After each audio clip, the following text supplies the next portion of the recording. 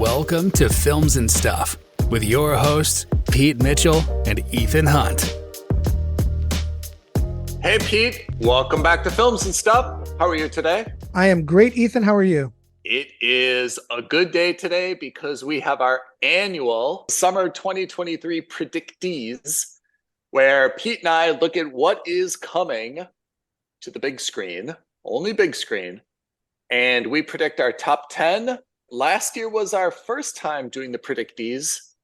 Did we keep score? We didn't keep official score or records. That's going to change as of this summer. This last year was, let's call it our Preseason. It was our practice round.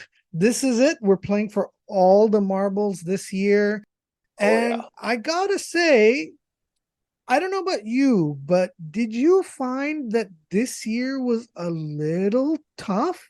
Well, I felt that the top 10 is not so tough, but I think the top 3 are potentially subject to a lot of different configurations. But I thought generally, I didn't feel like there were 15 movies and I had to cram them into the top 10. I was pretty clear, like, I think there's just 12. This is kind of what I think is. I went the other way. I thought there were only like 6 or 7, and I was struggling to fill in the rest of the list. Oh, really? I'm not super concerned with my predictions for, let's say, the top 5. Look at this big talking. But no, big talker. In the sense that, I would say the first 5 to 7, I'm quite confident. Whether I'm right or wrong is irrelevant in terms of placement, but I'm just saying that I'm quite confident. Your confidence is high. Yeah. Your confidence that they're going to make the list at all. But I got to say, unlike last summer, I was struggling to fill out the list of the top 10 with confidence. Again, the first 60% of the list, I was like, yeah, I don't know about the placement, but I'm pretty sure these 5 or 7 movies are definitely going to make the list. I'm not 100% certain I can say that for the bottom half of my list or the bottom third of my list. Well, once we get into it, I think it'll be pretty interesting because our top 7 is the same except for some differences in orders. And there's like 1 or 2 small differences. That's right. And then our 8, 9, and 10 are totally different. So what's interesting is that last year our lists were, in terms of composition, mostly identical. I would say we probably had 9 movies that were the same across both our lists, just in different orders. This year, I think you've got like 3 movies on your top 10 that aren't even on my top 10. All right, Pete, kick it off. So for number 10, we've got 2 alternatives. Ethan believes that Wes Anderson's latest movie, Asteroid City, is going to come in 10th place, whereas I think it's going to be the Barbie movie. I thought Asteroid City, first of all, I watched the trailer. It is as Wes Anderson-y as you can get, right? Yep. All it was missing was one of those, those really big bicycles. That's it. Made out of tuba parts. Yeah. So exactly. Just listen to this cast. Just listen. I don't even know who you put first. Jason Schwartzman, Tom Hanks, Tilda Swinton, Ed Norton, Liv Schreiber, Scarlett Johansson, Jeffrey Wright, Bryan Cranston, Adrian Brody. I mean, Maya Hawke is in it. Steve Carell is in it. Matt Dillon is in it. William Dafoe is in it. Margaret Robbie is in it. This is the typical Wes Anderson. Lot of characters. Not really main character, but everybody's got a role where they're just wonderful, right? Yeah, absolutely. One of the reasons I put this as 10 is that, as with Wes Anderson, it's not going to be a movie that kids go to. It's obviously only adults. However, he's got such a great track record. Everybody knows all the characters in this. And in a summer of a lot of action heroes and stuff, this seems like a breath of fresh air that maybe some people will flock to. This is my thinking, flock to, just because they're kind of all tired of all the other DC, Marvel, other stuff. Yeah. Yeah, I fully agree with you. I just wonder. So Wes Anderson's movies are very niche. Like he's carved Yeah. a wonderful niche for himself with these Yeah. like super quirky actors who are shown as being awkward, who Yeah. are, and obviously highly stylized. In that regard and in that vein, this is also why I put the Barbie movie in that it is also going to be a niche movie.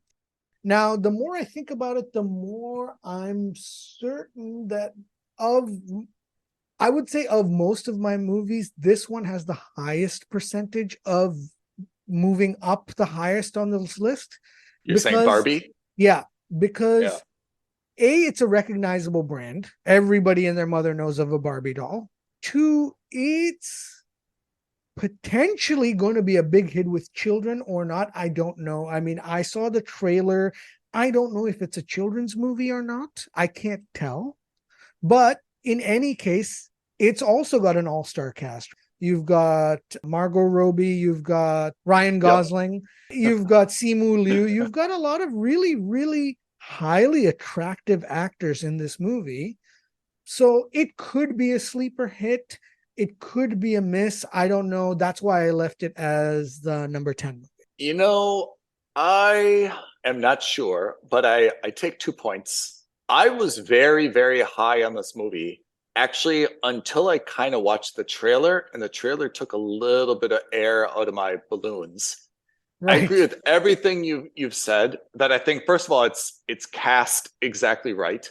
I think that it's an iconic brand, but I think this also has the most potential variance, which is Totally.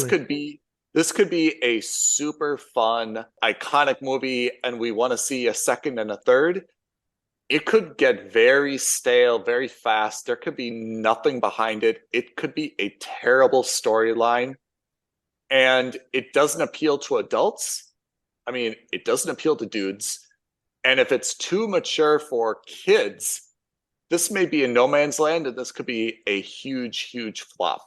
So I see it as both ways, but I think just because of the brand value and the names attached to it, I put it in my top 10, but I put it above Asteroid City. Yeah, you're taking a punt that it's going to be better than it is worse. Yeah. And I think Yeah. I'm taking on a punt that it's going to be worse than it is better. Yeah.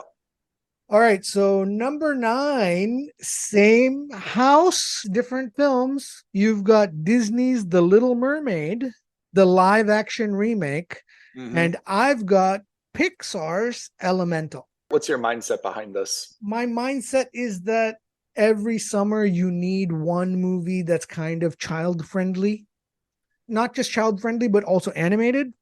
And I think Pixar right now is not running very good. Their track record has been very spotty in the last couple of releases. Yep. A, I think they're due for a hit, and B, Pixar movies, when they hit hard. So I think that this is me just taking a wild guess in the air. I think the Pixar movie, the Elemental movie, has the chance, or maybe has the potential that if it hits with kids, it's going to run like wildfire. Yeah, I don't doubt that. I mean, I think the only thing I have against Elemental is it doesn't really sound fun. Like other movies, like let's think of some other very popular, Cars, Pets, right? Yeah. Gru, Minions, those all kind of sound fun. Elemental sounds like the periodic table of elements. It doesn't naturally speak a whole lot of fun. But I take your point that they've got a very, very good track record lately. My thinking behind The Little Mermaid is a little bit kind of similar to what I was thinking about Barbie, which is I think this is too big to fail. Right. Disney is absolutely going to push this as hard as they can. Yep. They're going to put it in the most cinemas. They're going to put it on the most screens. They're going to put it at the best times. They need this movie to be successful. It cannot be unsuccessful. I don't think the movie is going to be so great. I don't think it's going to be so iconic for a lot of different reasons. I think it doesn't really play well as a live action, to be honest. But I think it has to make a lot of money just because Disney is not going to allow this IP to be unsuccessful. critics may be like, meh, it's pretty unremarkable, but I think it'll still make a good bit of money because the mouse is behind it. Yeah, I'm with you in the sense that I totally agree. The motivation for Disney is at an all-time high because right now, Disney too is facing a lot of political pressure, right? They've been getting into a lot of controversy in Florida. The company itself was losing a lot of money. They just fired a bunch of people. They are cleaning house, but at the same time, they are working on trying to salvage their, let's say, PR reputation, right? And I think that there's also been a lot of nonsensical controversy on the casting decisions that they made for this movie. That kind of stuff for me is irrelevant because we aren't, racist, we aren't sexist, all that kind of stuff. But I also have to admit that there is a chance that this will affect the actual results, at least in America. I can't speak for the rest of the world. The brand itself, or the IP itself, rather, popular, right? The cartoon did really well. Everyone loved the cartoon. Yeah. I am not a huge fan of Disney revamping all their animated movies to become live action. I understand that they're doing it to increase the copyrightability and extend the life of these shows. Yeah. But beyond that, I'm not so keen on it. For the same reason you're a little down on Elemental, I'm a little down on The Little Mermaid. Both of those are must wins for Disney and Pixar. Yeah. I think we're both aligned on that. I'm with you in your reasoning for The Little Mermaid. I just think that that's going to apply more for Elemental than I do think it's going to be for Little Mermaid. All right. So that is number 9. Number 8, I chose Barbie. Yep. You put Barbie at 10. I put it at 9. I explained my reasons. I think Barbie is going to do better than The Little Mermaid just because I think this appeals to a broader audience. So, for example, if there's date night and the lady suggests Little Mermaid, I see the dude saying, no way. If she says, hey, what about Barbie? More amenable. Yeah. It sounds actually the opposite, like it should not be more amenable, but I think it's because the cast in Barbie, right? I mean, exactly. I think the fact that Ryan Gosling is in it, and I think that it's so farcical. Like, I think if I told my friends, like, hey, I went to Barbie on Friday, everyone would laugh and have a good, like, oh, how was it? No way. Was it funny? Right? If I said I went to a Little Mermaid, they'd be like, oh man, you poor thing. Yeah. Or who are you babysitting? Right? Exactly. Something like that. So I think if those, I don't know if they're exactly going head to head, but I feel like if they went head to head and you had to choose one, I think both of them are a little bit mature for like young girls. Young girls would probably go to both, and adults would probably gravitate towards Barbie just because if it's date night and push comes to shove, that's probably something because of Ryan Gosling and because of Margot Robbie that would probably be a little bit more palatable because it seems to be a little bit intentionally silly, whereas everyone knows the Little Mermaid story. We know how it ends. Everyone's probably not interested in sitting through 2 hours of that, which is actually, I just made a very good point. The Little Mermaid is a remake. We kind of know the story, right? Yeah. We know how it goes. Whereas Barbie, I have to say, we have no idea what the story is about, what the big events are going to be. And for that, there's probably a little bit more interest in, hey, let's see what this is all about, right? Yep, I agree. I totally agree. So I'm with you on that. In terms of adult appeal or mature appeal, I think Barbie will have more going to it because I also think between the two of them, Barbie has the most Lego movie potential, which is to say that on the surface of it, when the Lego movie came out, everyone was like, the Lego movie, come on, like that's ridiculous. But the Lego movie was actually amazing. A lot of fun. And not just, it was a children's movie, but it was also suitable for us as grown adults to go see that. Okay, what do you got at number 8? I have Indiana Jones 5 and the Dial of Destiny. Man. I gotta say, I felt like I was being a traitor to the Indiana Jones franchise by putting it this low. But I think in terms of the factors that are fighting against the movie, you have to realize Indiana Jones and the Kingdom of the Crystal Skull was reviled by critics and fans alike. Nobody liked that movie. to be honest, it still had some Indiana Jones moments in there. Everyone used to hate the Temple of Doom, but I think the Kingdom of the Crystal Skull kind of took over as the worst of the worst. So it's got a lot of baggage on its shoulders. I mean, that's true. But I have to say, so initially, I probably would have gone with you in terms of Indiana Jones. I looked at the trailer, and it's pretty meh. It is a legacy character for you and me, but I don't really think it has a lot of cachet for a more modern generation, right? Certainly not. Because exactly right. Because we grew up watching 1, 2, and 3. We did not grow up, and the first Indiana Jones movie was 4. And if you grew up and your first Indy Jones movie in the cinema was Kingdom of the Crystal Skull, you are automatically going to be, well, more inclined to skip 5 based on the fact that you saw 4. This is 100% true, but you know what changed my mind? I've got Indiana Jones on here, but I've got higher than you. Do you know how much money Crystal Skull made? Must have made so much. $786 million worldwide. That's crazy. I mean, look, great. I'm happy for them, but it's also crazy given that that's the movie that did it. A few caveats, though. The original is what you think of, right? Lost Ark, Temple of Doom, Last Crusade. That's 81, 84, 89. Yeah. That is literally a different lifetime. Yeah. Right? I mean, I've dated someone who was born after those years. Yeah. It's crazy to think about. Likewise. And a little bit happy. But so Crystal Skull was 2008, which is still a lifetime away. So I feel like historically, no one's going to remember so much how bad that was. But I was going to put Indiana Jones pretty low because the same thing. I'm like, look, this character, Harrison Ford isn't the type of guy who does this big press tour and gets people behind him. He's pretty, even though he's in shrinking now on Apple TV Plus, he's kind of like the grumpy old bastard. Yeah. Indiana Jones doesn't really resonate anymore after a long time. And then I'm like, well, before I put it down, let me just see how much Crystal Skull made. I'm like, 786?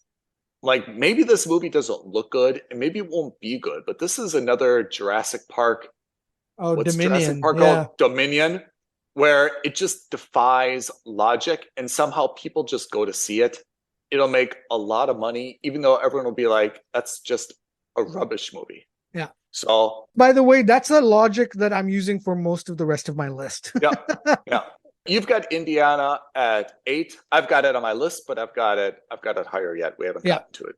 Number 7. Now we've got some consensus. Number 7, we had the same pick, right? Yeah. And this, by the way, has the potential to really move up the list. I don't think it's going to go down the list any further, but this is our first superhero movie on the list, and this is the lowest rated one, or ranked one rather, on our list. It's Blue Beetle. I put Blue Beetle here as well, and my notes were, the trailer looks like the Ant-Man movie that we wanted. Yeah. The most recent Ant-Man and the Wasp, Quantumanium, I thought was disappointing. It wasn't nearly as funny as the second one. Blue Beetle seems to bring back that independent swagger. I feel like I'm not going to love this movie, but I feel like I'm going to walk out saying, hey, that was a pretty good effort. I hope the next one's probably going to be bigger and better, right? Well, if there is a next one. So let's talk about it. So Blue Beetle is DC EU's latest superhero movie. And as we know, theoretically become a part of the DCU, but only as an Elseworlds movie. And that too at the whim of James Gunn. But it's the first primarily Latin superhero. Mm-hmm. Yep. That's why I think this has the potential to climb the most. And I know I'm being very cynical, but I think it would be naive to underestimate the value of seeing your own ethnicity being represented as a superhero. Obviously, the best example I could think of would be Black Panther and what that did.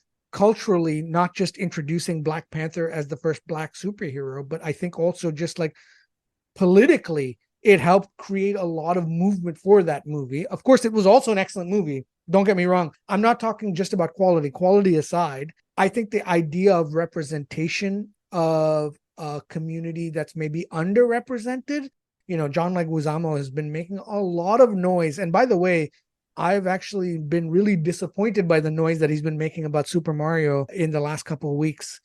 Oh, really? Oh, yeah. He's telling the world you should boycott this movie. I'm boycotting the movie because there aren't any Latin actors in it. I was like, yeah, but it's about two Italian brothers. Italian plumbers. Yeah, it's about two Wasn't Italian he in the plumbers. original one? And then I was like, yeah, if anything, you broke barriers in 1993. And if you're going to use this argument, then you open yourself up to the same argument that you were culturally appropriating the Italians in 1993. So you don't get to make that argument, John Leguizamo. You can say that you wish there were more Latin people cast as voice actors in this movie, and that's fair enough.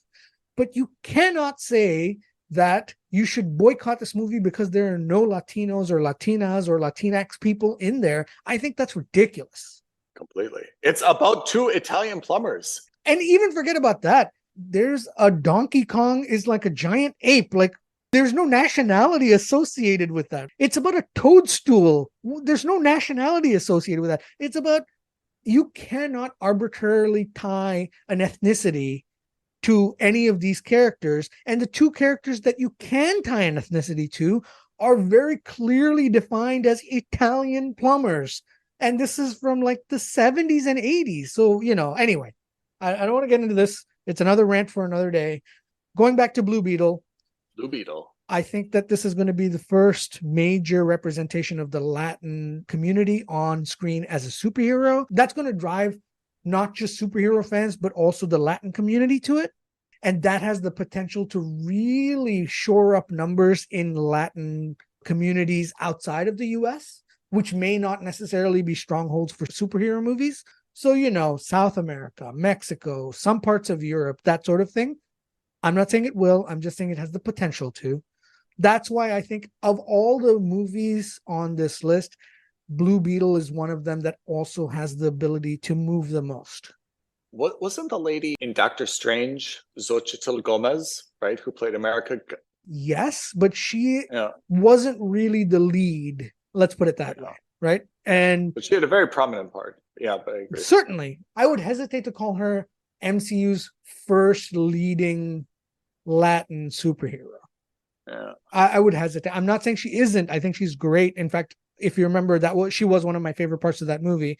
But I think in terms of the grand scheme, in the big picture, I think Blue Beetle, has beaten Marvel to the punch in that regard. Does Blue Beetle look good to you? Like when you watch the trailer? Not at all, by the way. And that, so you raised another thing. That's also why this is the lowest on my list of the superheroes, is that it's a very small niche superhero character. No one's heard of Blue Beetle. When I say no one, I'm being specious. No mainstream. Let's put it this way. I have never heard of Blue Beetle. You have heard of Blue Beetle, right? That's all you need to know right there. Exactly. It's a niche superhero. It's not Superman. It's not Batman. It's not whoever you want to talk about. Has Blue Beetle made a cameo in like any other DC movie? Not at all. So there's not even been like a tag anywhere. This is brand new. Am I wrong in saying, like, when you're going to introduce something like this, why don't you give them a cameo in Batman or not Spider-Man, but a movie first? Yeah. And then, right? I fully agree with you. This is what was really good about the MCU's earlier phases. They made that effort. Right. I'm not saying that's the case today, but that's why I'm only talking about the first three phases. And this is where I'm hoping they're going to change the formula at DCU going forward with James Gunn. This is still a legacy movie. Yeah. It's to be determined. Again, this is one of those movies where if it does really well, I'm sure James Gunn is going to want to make a sequel as a part of the Elseworlds so that they can continue showing these movies and making money off of them. Do you think Gunn has a desire to undermine this movie? Like, do you think he just wants, I just want this movie to bomb? Because he's got the perfect excuse. He can A, say that it's a legacy movie, and B, if it's a financial success, he can still claim credit for it because he'll say, well, it was my idea to put it as a part of the Elseworlds universe. So we can still continue making these legacy movies that I was saddled with. If it's a bomb, he can say, hey, look, guys, I'm not happy about having him, but you spent a couple $100 million making this movie and promoting it.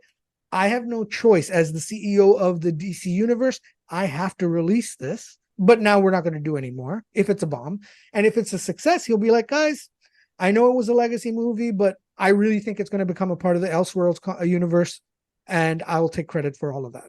So we agreed on number 7, Blue Beetle. Let's talk about number 6. Well, we also agreed, so more consensus. Oh, yeah. It's Transformers Rise of the Beasts. Yeah. I'll tell you my mindset and you tell me if I agree. This trailer looks terrible. I have no idea where we are in the Transformers franchise, no idea where we came from, where we're going. I have zero interest in seeing this, even if it was for free. But somehow, against logic, Transformers movies make a lot of money worldwide, and therefore, grudgingly, against all my better instincts, I put this as number 6.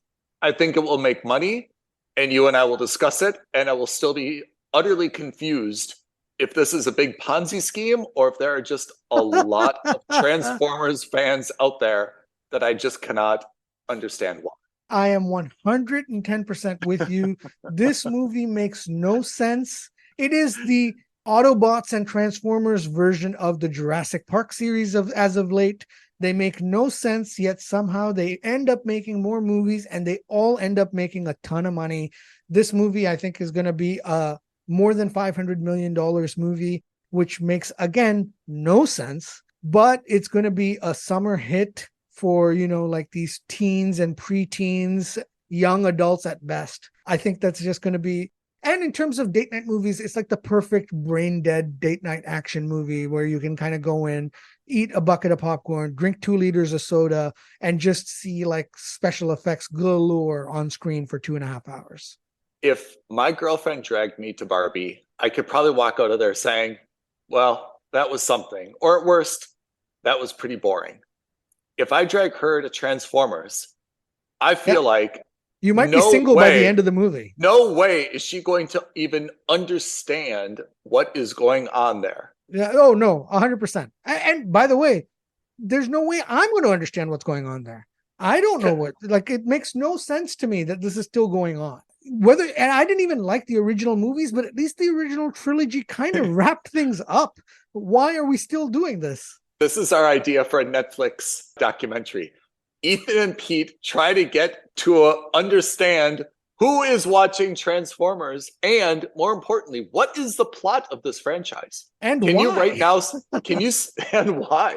Can you summarize where we are in this plot? I have no idea, because the last movie that came out was the Bumblebee movie, which I didn't think was bad, but also, by the way, had one of the greatest self-realization moments in all of the Transformers series, where John Cena is like, why are we working with the Decepticons? They're called the freaking Decepticons. It's got deception in the name. Why would we work with them? And I thought that was absolutely hilarious. But that was a movie set in the 80s. It was like a prequel. So I don't understand why we're doing this still. I understood like the first 3 in a Michael Bay way made sense. And then there was that one about like Merlin when they went back. Oh my God. Like to the Middle Ages. And that one totally lost me. I didn't see Bumblebee. I mean, I saw the trailer. Optimus Prime is here. I'm on board with that. Is there still Starscream? Is there still Megatron? I don't know. Is there still the guy who's a tape deck who's got the eagle come out of his chest? Where are these guys? Good question. You're asking all the right questions for our documentary series.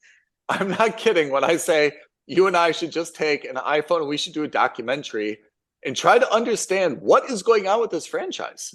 That could actually be our next segment. Just a nightmare. All right.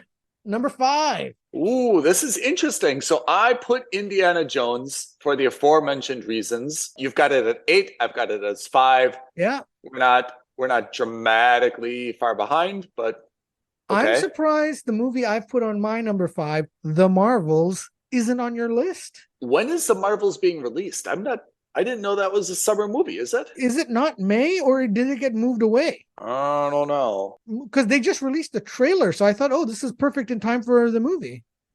Because I saw the same thing when you put it. I'm like, yeah, why didn't I choose The Marvels? Oh my God. Ethan, you're absolutely right. It got delayed. So I am going to, so that's my homework assignment. In fact, let me just do it now. Nope, you got to keep that on there. You're getting 0 points for that one, my friend. Son of a motherless goat. All right, you're right. So we're going to implement, we'll talk about our point system at the end of this, but all right, well. No, I got the cold sweats because I was like, yeah, The Marvels, that'll be popular. I'm like, how did I not get The Marvels? Like, yeah. I didn't just take this from one list. I've been like looking at everything, what's coming out, what are schedules. Oh my God. Yeah. Well, I shot myself in the foot. So The Marvels isn't a summer movie. So this is my top 9 list versus Ethan's top 10. Oh God. Well, there you go. All right.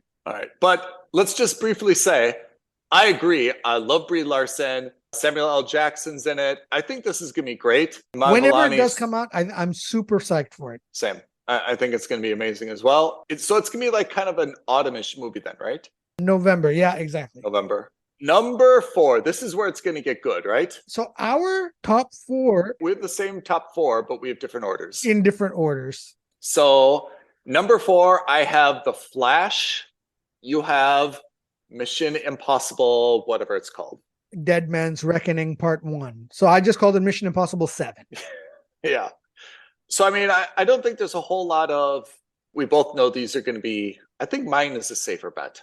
I think that way because I think The Flash, knowing that it's DC, and Ezra Miller, I'm still a little bit hesitant that this could be grossly underperforming. Although the trailer does look amazing.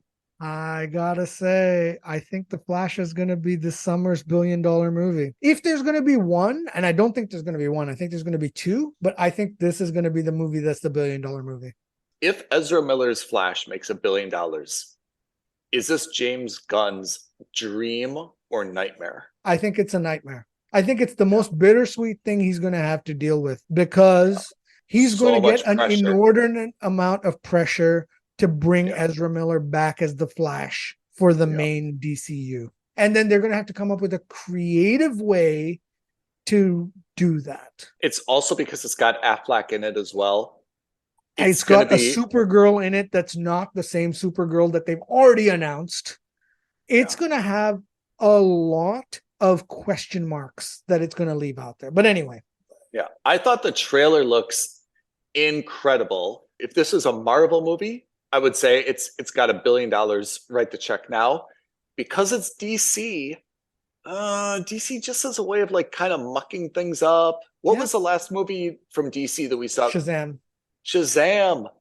Like underperformed so dramatically, right? But this one they're marketing, and they're marketing the hell out of it. Yeah. And they're really doing a good job. This trailer was one of the best trailers DC has put out in years. Amazing trailer. So I put it as 4. I mean, obviously everything in this top. Yeah, I think the top 4 I think is going to be really close. At the end of the day, I don't know so much about the exact standings. Yeah. But I think between 1 and 4, certainly in my case, Delta is going to be very low. Yeah, I think the difference is we're going to be talking in the tens to 50s of millions of dollars. I don't think it's going to be a difference of $100 million between each movie. So I've got, as number 4, I've got Flash, which I think looks incredible. You've got Mission Impossible. 3, we're both aligned. Fast X. Fast 10, your seatbelts. I would say this falls, to me, similar to Transformers. I think that this is a franchise that's definitely outstayed its welcome. Yep. But it is still going to make a lot of money, and it's got a great title, to be honest. Transformers Rise of the Beasts does not roll off the tongue. They should have just gone with Beast Wars. It would have been just as good. Yeah. Yeah, why not Beast Wars? That was the original name of the cartoon. That was the original name of the comics. Huh. It would have been great. A, instant recognizability, and B, it's a much simpler one. You don't even need to say Transformers, just say Beast Wars. Yeah. But Fast 10, I think, is a great title. I guess it's the last one, right? So they're doing the same thing they're doing for Mission Impossible, Fast 10 Part 1, and then they'll have Fast 10 Part 2. Yeah. So they're splitting it in two as well, from what I understand. A lot of people will go, it's going to have the same family theme. It's going to be silly. It's going to be over the top, but it will be a movie that a bunch of people will go to for sure. Yeah. Like most of the other Fast and the Furious movies, it's going to make its money primarily overseas. But notice what I've done here. You've put The Flash above this. Yeah. The Flash is not yet a franchise. And if we look at our list, The Flash for me at number 4 is the highest non-franchise movie. I mean, we can't say it's like Wes Anderson's independent Budapest Hotel, but you can say like, yes, it's DC, but Indiana Jones, Fast, all the other stuff, those are franchises. The Flash may not be as recognizable to like for me and you, we've talked about The Flash a lot. It's a big deal. My brother, for example, if he goes to the cinema, he will see Fast X, he will see The Flash. To be honest, I have no idea what he chooses. But I know that he knows what the Fast and Furious is. Yeah, but if he sees the trailer, you're telling me he doesn't remember Michael Keaton's Batman? That's what did it for me. Because I was in the same predicament as you. 100% I was with you. Yeah. But the moment you throw Michael Keaton's return as Batman in there, instantly our generation and older are paying attention. Younger, I'm with you. I don't think it means as much to my brother as it does to you and me. Oh, really? Okay. Well, maybe not as means as much, but in terms of recognizability, I would suggest that your brother probably recognizes Michael Keaton more than he does Vin Diesel for driving fast. I think both of those characters would be very disappointed to know my brother probably doesn't. Yeah. I agree. I'm with you. I'm just saying in a confined world of just those two. Yeah. My brother would be like, you guys fight it out. Whoever wins, just let me know. Yeah. I'll go see whatever. He'll be like, I'll see Oppenheimer. Yeah. I'm not enthused either way. Exactly. All right. So that's we agree on Fast X's number 3. Number 2. I was really worried about 2 because I thought this was going to be number 1. But I looked at the fact that you have to think outside of just the North American market. You also have to look at the global. I think it's a lock at number 2, potentially going up. But I think Guardians of the Galaxy 3 is going to be the number 2 movie this summer. I also have it as number 2. May I point out 2 factors that I think could make this trend downwards? Okay. We've had 2 Guardians and we had the Christmas special. Mm-hmm. And the Christmas special is kind of meh. It was fine. And then we saw the Guardians in Thor: Love and Thunder, which was a miserable movie.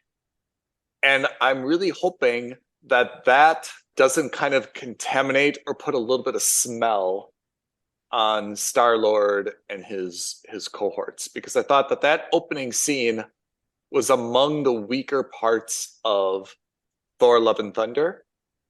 And I don't think that made anyone say, wow, I can't wait until volume 3 comes out. Yeah, I understand that, but I think that most people are also going to know that was just Taika Waititi extracting the Guardians away from him. I was also going to say the other variable is, to be honest, there's a lot of franchisee superhero-ness here.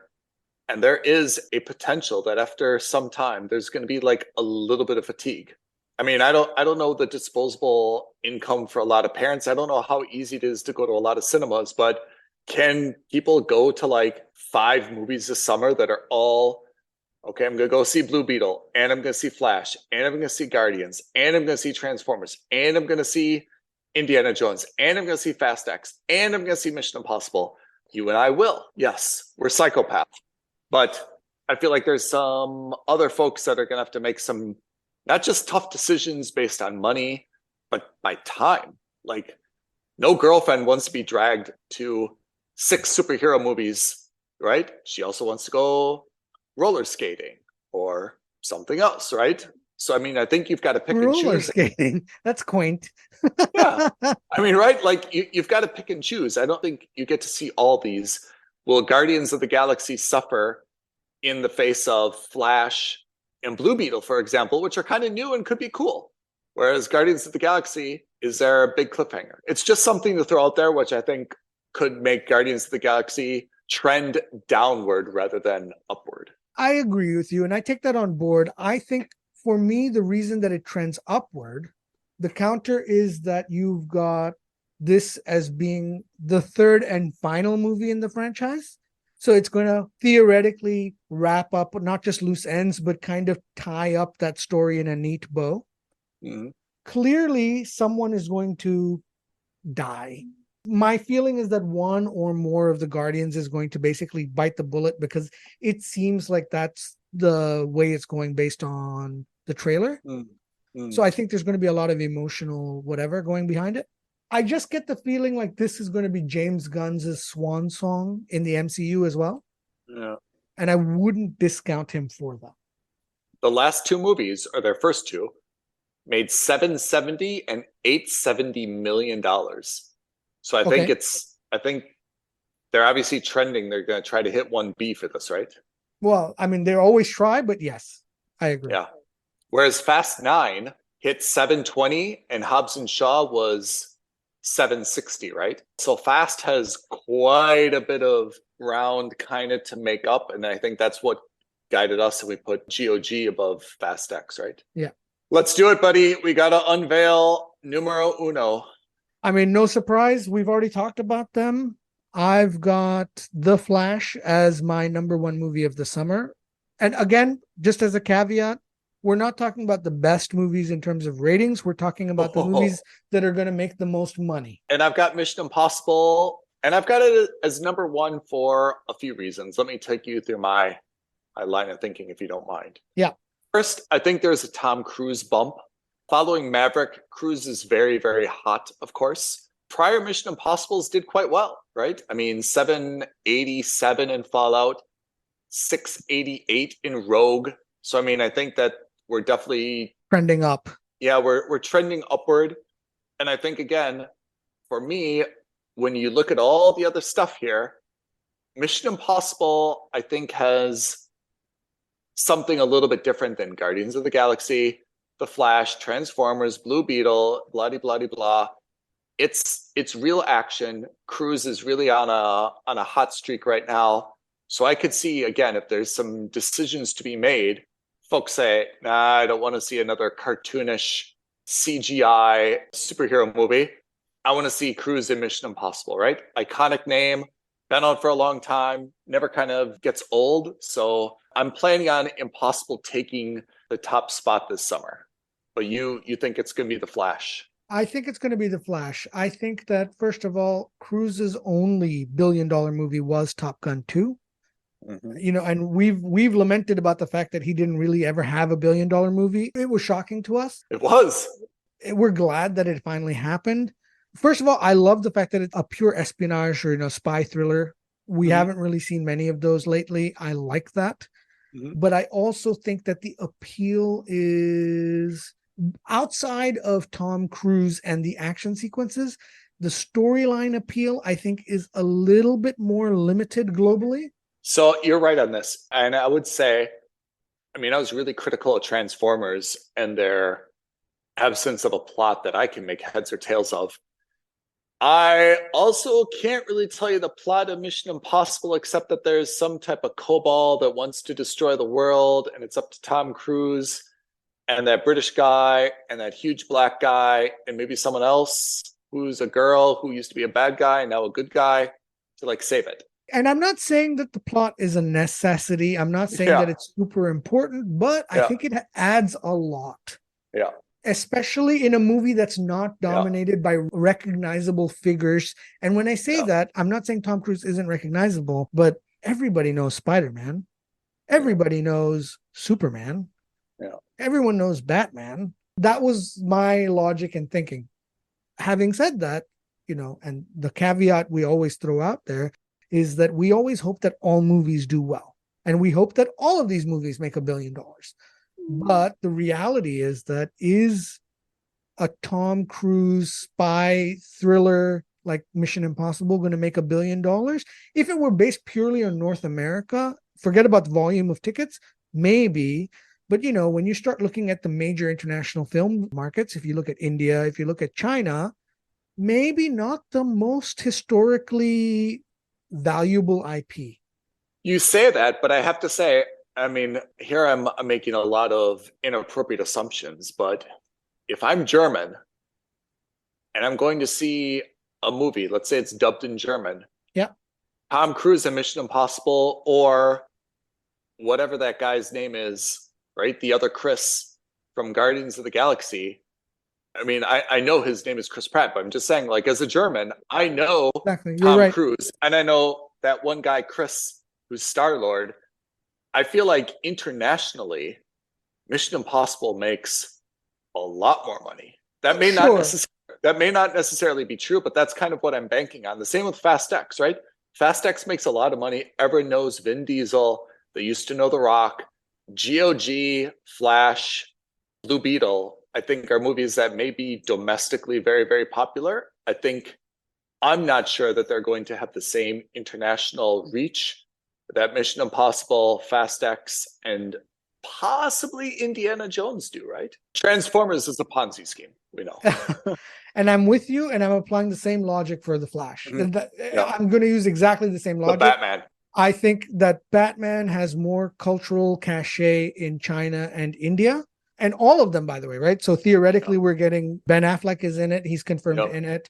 We've got Michael Keaton in it. So I think cultural cachet for Batman as a character weighs more than Ethan Hunt as a character. That is true. Look, at the end of the day, we're both saying the same thing. The same coin. On one side, we've got The Flash. On the other side, we've got Tom Cruise and Mission Impossible. And we're just flipping it in this regard to say, hey, is this going to land Flash? Ultimately, it's going to be the international market that makes or breaks these movies, not the domestic.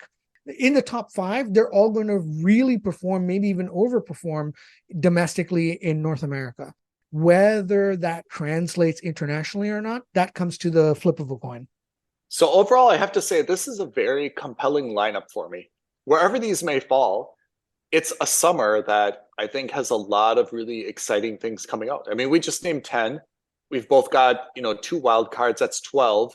Summer is, if you consider summer kind of like May, June, and the first half of July, more or less every weekend, you could see something new that you should get a little bit excited about. And that's cool, And that's great. You raised it. Let's talk about it. So we've got 2 wild cards each. These are movies that we think have the potential to be in the top 10, but probably aren't going to be. Looking at your list now and thinking upon it, I think you've made the strategically right call as well, because you've got Gran Turismo on there and you've got Oppenheimer. Whereas I've got Spider-Man Across the Spider-Verse and Oppenheimer. It's a biopic of Oppenheimer. It's got a classic Christopher Nolan feel and look to it. It's not a sci-fi movie that Christopher Nolan normally does, which means that it's going to be a heavy-hitting drama. Now, I think not every summer, but there have been some summers where a really good heavy-hitting drama / biopic, when done well and when executed well, always performs incredibly well and lands on, if not the top 10, certainly on a list where people are like, no matter what, you have to see this movie. Yeah. I agree with you. I think we're both on the same page. It definitely has the potential to break into this top 10. And in fact, for me, by default, I really hope it does because I'm down to 9 movies instead of 10. So I hope it does. I do as well, but I think it's way too niche. I think it'll be it'll come award season. It'll get a lot of I agree. coverage. Just in terms of numbers, I don't see it. Totally agree. And I think the other one that you've got, the Gran Turismo, the reason I think yours is strategically the right call is because it's the only movie on both our lists which is based on a video game. Yep. And that means that you're not just going to get fans of cinema, but immediately you're going to get fans of PlayStation's video game series. So you've got a built-in audience who loved that video game. And Gran Turismo is still considered the de facto racing simulator on any platform released. Like, people think that it is the best of the best. I, on the other hand, went the other way to the age-old idea of relying on children. Yep. I went with Spider-Man Across the Universe, the animated movie. Now, yep. I thought the first one, Into the Spider-Verse, was quite possibly the best Spider-Man movie, period, including the live actions. You've told me more than once you loved it. It was phenomenal, and I highly recommend it to this date. I mean, it's obviously not in the cinema anymore, but it is a must subscribe to whatever platform it's on. I think it's on Disney Plus, but I can't remember. Okay. So it's excellent. I think that it's going to perform just as well, if not better. And again, I'm really banking that it does because I'm short a movie. Okay, so we've gone through our top 10. We've gone through our 2 wild cards. Last year when we did the predictees, it was just for bragging rights, and we didn't really have a system. This year, the gloves are off. It's right. A SmackDown. We're keeping score, mano a mano. How are we going to do the scoring? Super simple point system. If a movie that we have predicted is on the top 10 makes it to the top 10, we get 3 points for every movie. Okay. If it's on the list and we've predicted it in the right place, we get 5 points. So 5 additional or? No, 5 total. Okay.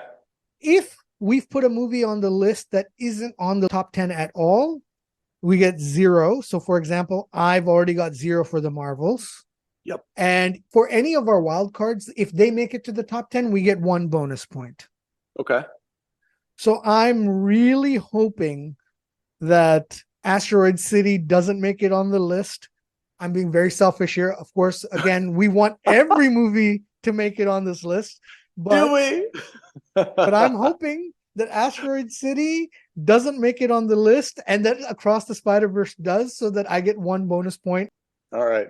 Well, this will play out over the coming months. And Guardians of the Galaxy kicks off the 5th of May. It's the first 5th. Movie. Yeah. It will immediately be a number 1 position.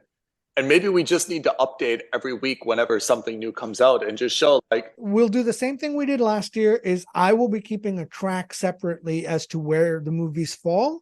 And the moment the movies are out of the cinemas, that's when I will look at their final numbers. Generally speaking, summer movie starts May 1st, ends August 31st. Yep. So probably sometime at the end of September, we'll have our final tally. Oh, man, I can't wait. The predictees are back. That's the 2023 predictees. I'm already down in potential points. Damn you, Marvels. I forgot to update our internal list of when these movies were coming out. So it's on me. It's not on anybody else. So that's benevolent of you. That is the 2023 predictees. We're ready to get started out of the gate. First week of May, when Guardians of the Galaxy Volume 3 comes out. I have to say I'm reasonably excited for that. And that's when the summer season kicks off. I got to say, overall, I'm reasonably excited for the cinema, let's say the state of cinema in 2023, at least the summer cinema. Yeah. I will admit I was probably more excited last year than I was this. Oh. But I'm still excited overall. Like I said, I was struggling to fill up the top 10 list, and that's with a false start on mine. Maybe in autumn, then we should do like a top 5 until the end of the year, because we've got Dune, Marvels. All right, we'll think about that. All right, Pete. So that is our predictees for the summer of 2023. If you guys think our list is good, if you think it's bad, if you think that you have your own list that's better than ours, we're more than happy to keep track of yours as well. Drop us a comment below this video. The easiest thing would be to email us your list, aloha at Films and Stuff Podcast. If you're daring, you can tweet us the list at FNS Podcast or DM us the list at Films and Stuff Podcast on Instagram. Yeah, it's like the NCAA tournament pool. We've got our own tournament pool, but it's the Films and Stuff Predictees Summer 2023. So we've got our brackets. Let's hear yours. If you think you've got a better idea or a better grasp on what the top 10 movies are going to be, let us know. We'd love to hear it and compare notes. Time to wrap up the Predicties. Until next time, but it was a pleasure. We'll be back next week on Films and Stuff. We've got Stream or Skip, and we'll have some other stuff to review as well, I'm sure. That's right. Thanks, Ethan. Thanks, everyone. Thanks, Pete. Thanks, everyone. Have a great day ahead. Thank you for listening to another episode of Films and Stuff. If you haven't already, please subscribe and review on Apple Podcasts, Spotify, or wherever podcasts are downloaded. Films and Stuff. There is no substitute.